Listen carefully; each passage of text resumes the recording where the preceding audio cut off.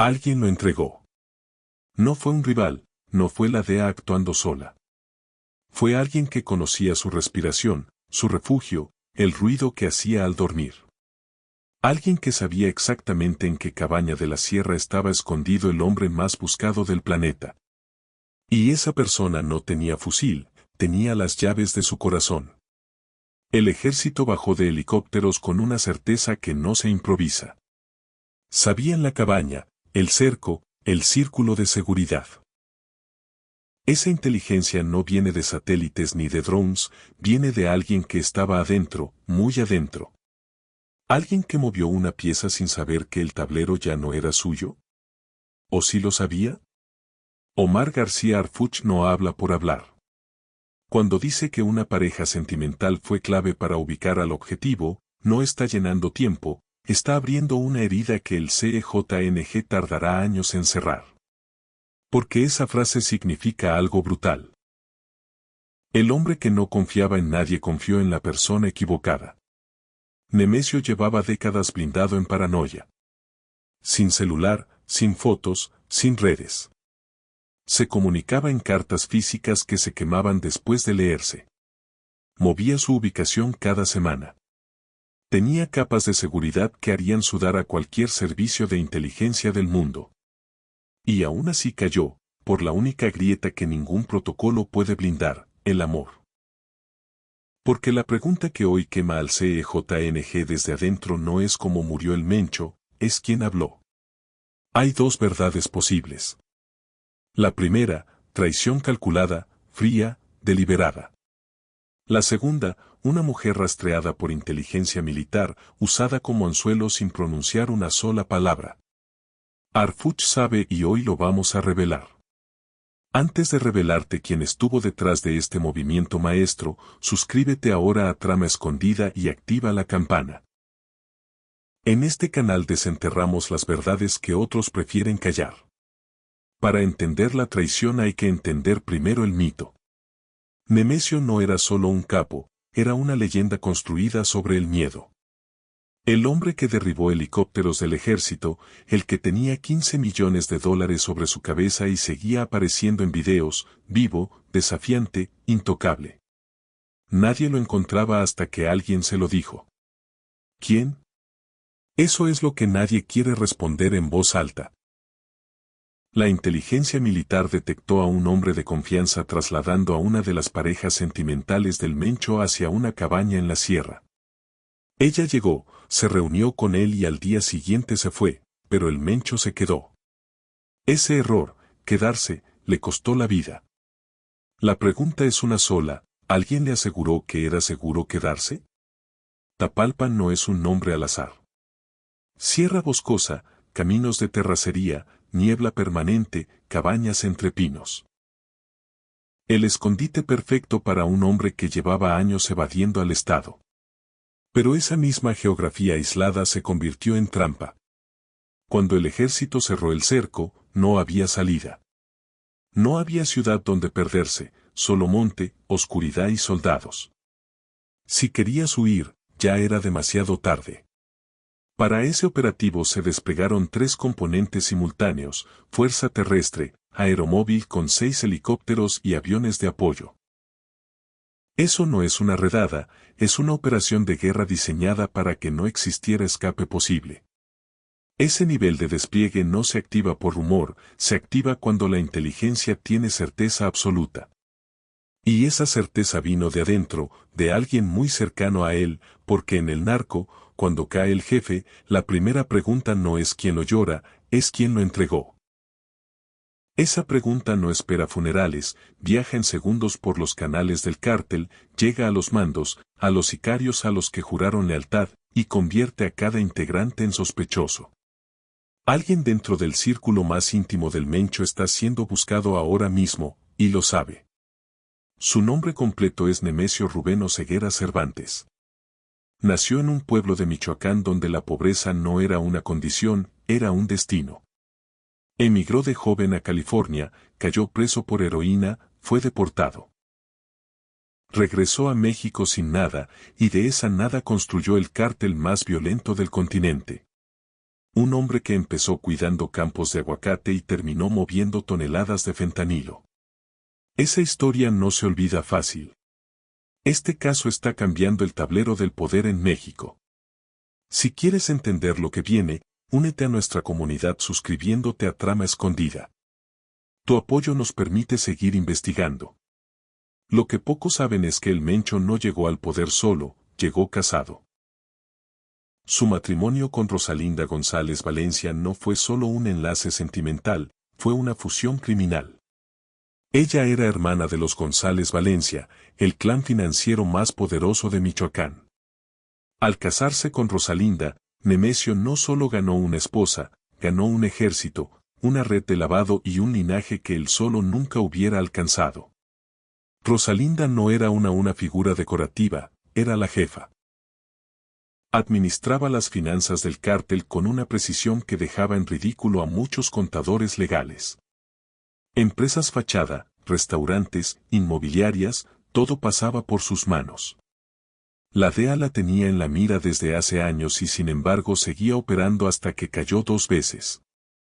Y la segunda vez ya no pudo salir tan fácil.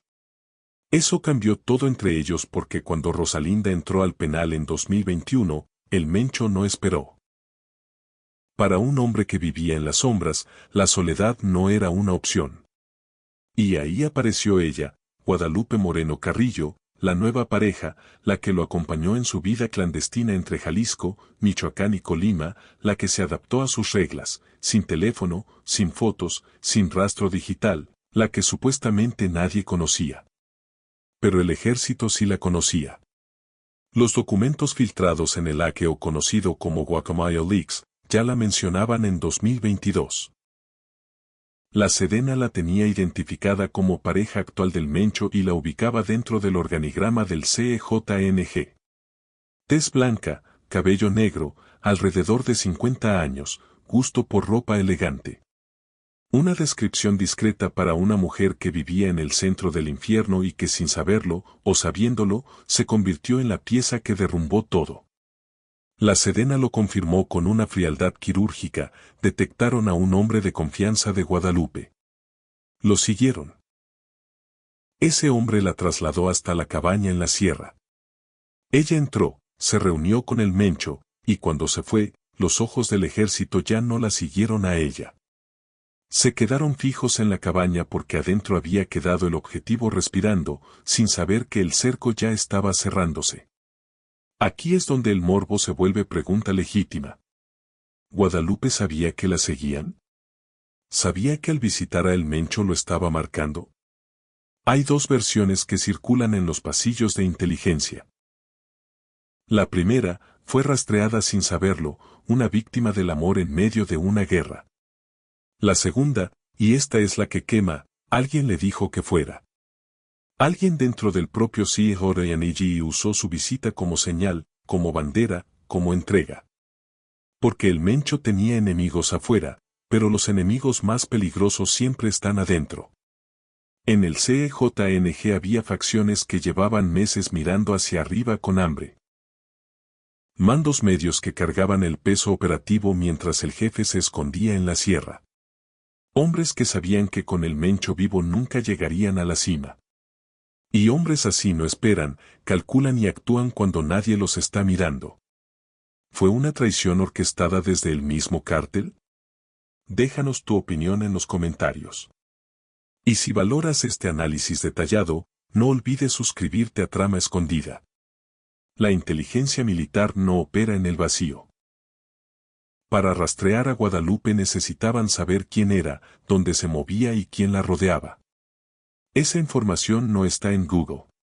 Viene de fuentes humanas, de infiltrados, de alguien que abrió una puerta desde adentro. Y esa puerta no se abre sola. Alguien giró la manija. Alguien que conocía los movimientos de la pareja del Mencho mejor que cualquier analista de escritorio. Y mientras el ejército cerraba el cerco en Tapalpa, dentro del CEJNG alguien ya estaba borrando rastros, eliminando mensajes, cambiando rutas, porque quien entregó al Mencho sabía exactamente lo que venía después.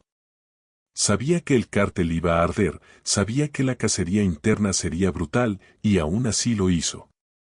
Eso no es impulsividad, eso es planificación fría, eso es traición con firma. El operativo comenzó de noche. La fuerza terrestre avanzó por los caminos de terracería mientras los helicópteros cortaban el aire sobre los pinos.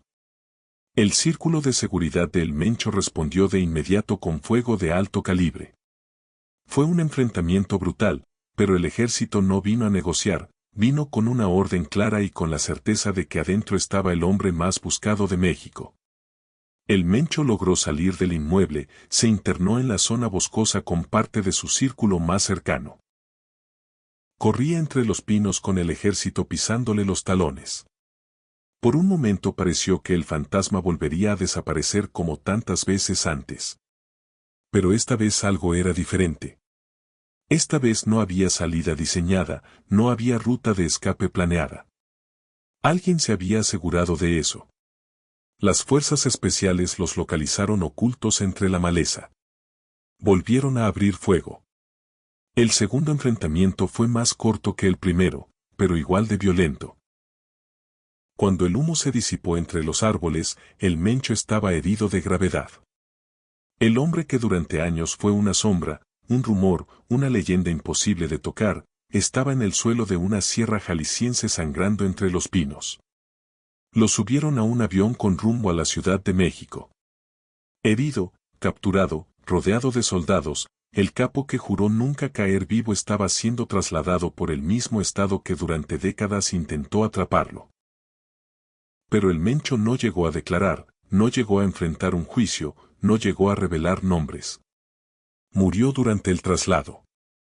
Y eso para muchos dentro del cártel no fue una coincidencia, porque un El Mencho vivo hablando ante un juez era el escenario más peligroso para docenas de personas. Políticos, operadores, prestanombres, mandos dentro del propio CEJNG. Un hombre que construyó ese imperio durante 15 años tenía información capaz de destruir vidas, carreras y estructuras enteras. Muerto es una leyenda. Vivo era una bomba. Y alguien sabía exactamente eso cuando lo entregó. La caída de un imperio siempre deja cenizas y secretos. Para seguir descubriendo lo que hay detrás de las noticias, suscríbete a Trama Escondida. Somos tu fuente de información sin censura. Rosalinda salió del penal en 2025, libre, con medidas de control pero libre. Y en el mundo del narco, una mujer con ese apellido, con esa historia, con esos contactos, no sale de la cárcel sin que alguien lo note, sin que alguien calcule qué significa, porque Rosalinda no es solo la exesposa, es la jefa, y una jefa libre con el marido muerto y el hijo preso tiene motivos, muchos motivos. Pero cuidado, porque señalar a Rosalinda sería fácil, demasiado fácil, y en inteligencia lo que parece obvio casi siempre es una trampa. La pregunta no es quién tenía motivos, en el CEJNG todos tenían motivos. La pregunta es quién tenía acceso, quién sabía dónde estaba la nueva pareja, quién conocía los movimientos de Guadalupe, y esa lista es mucho más corta, peligrosamente corta. Arfuch lo sabe, y lo que no ha dicho públicamente es más importante que lo que sí dijo. Confirmó que rastrearon a un hombre de confianza vinculado a Guadalupe. Ese hombre la trasladó, ese hombre conocía la cabaña, ese hombre sabía que el Mencho estaría ahí. La pregunta que nadie ha respondido en voz alta es una sola: ¿quién le dijo a ese hombre que fuera?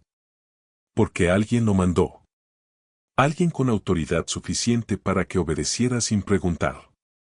En los cárteles mexicanos, la traición tiene un protocolo. No se hace de frente, se hace por capas. Un mensaje que llega distorsionado, una orden que parece rutinaria, un movimiento que nadie cuestiona porque viene del lugar correcto. Así funcionó esta vez. Nadie levantó la mano y dijo: aquí está el Mencho. Alguien simplemente movió una ficha y dejó que la inteligencia militar hiciera el resto. Eso es más inteligente que cualquier delator y más peligroso. Y mientras todo eso ocurría, el Mencho dormía en esa cabaña creyendo que estaba seguro, creyendo que las personas que lo rodeaban eran leales, creyendo que su sistema de paranoia era impenetrable. Llevaba décadas sobreviviendo así, desconfiando de todo menos de un puñado de personas. Y precisamente en ese puñado estaba la grieta. El hombre más temido de México fue vencido por la única arma que nunca supo cómo detectar, la confianza traicionada. El CEJNG no lloró en silencio, respondió como siempre responde, con fuego. En horas, células criminales activaron una respuesta coordinada en múltiples estados. Bloqueos carreteros, vehículos incendiados, negocios atacados. No era duelo, era una demostración de que el cártel seguía vivo aunque su jefe no. Pero detrás de esa furia había algo más, había pánico, porque nadie sabía quién había apretado el gatillo de la traición. Jalisco ardió, Michoacán ardió, Guanajuato ardió. Más de 80 bloqueos en 11 estados en cuestión de horas, autobuses quemados, carreteras cerradas, más civiles atrapados entre el miedo y el humo. Esa respuesta coordinada no fue improvisada. Alguien la activó con una orden. Alguien que todavía tenía autoridad dentro del cártel para mover piezas. Lo que significa que quien entregó a El Mencho no necesariamente perdió el poder, quizás lo ganó. La guerra interna apenas comienza y las piezas se siguen moviendo. No te quedes fuera de la conversación, suscríbete a Trama Escondida para entender el nuevo orden criminal. Harfuch apareció ante las cámaras con la calma de quien ya ganó la partida. Confirmó los bloqueos, confirmó las bajas, confirmó que el Estado respondería con toda su fuerza. Pero hubo un momento, apenas unos segundos, en que alguien le preguntó directamente por la mujer, por la pareja, por la traición. Y Harfuch eligió cada palabra con la precisión de un francotirador. No dijo todo, pero lo que dijo fue suficiente para entender lo que no dijo, porque en el lenguaje de la inteligencia, el silencio también es información. Harfuch no reveló el nombre de la mujer, no confirmó si fue traición consciente o rastreo pasivo, no dijo si hay detenidos dentro del cártel por esto. Ese silencio tiene un nombre, investigación activa. Significa que la historia no terminó en Tapalpa. Significa que hay hilos que siguen jalándose y que al otro extremo de esos hilos hay personas que todavía no saben que ya fueron encontradas. Y entonces llega la pregunta que más incomoda, ¿qué pasa con Guadalupe ahora?